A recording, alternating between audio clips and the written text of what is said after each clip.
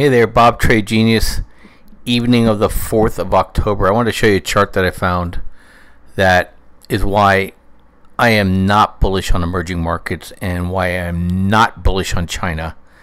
And I think these countries are in deep weeds if the price of energy keeps moving higher. And just look at this.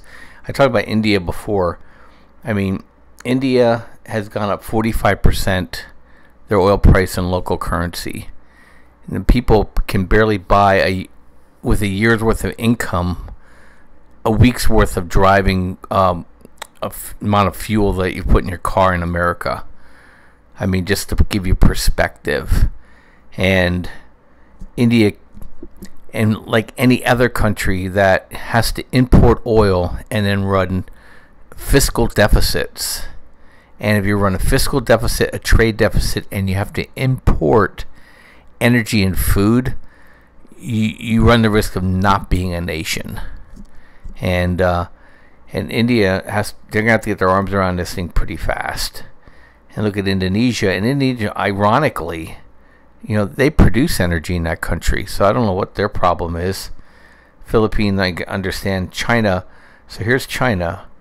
Up like 34%, and so you want to keep devaluing to run parity with Trump's tariffs. You're going to get buried a different way. You import food too. You have to import raw materials.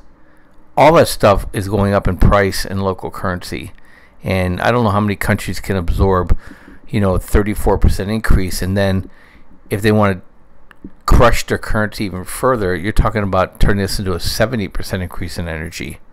Good luck with all of that. And I didn't see Turkey in here, but Turkey's got to be struggling big time as well. But I just want to point that out to you.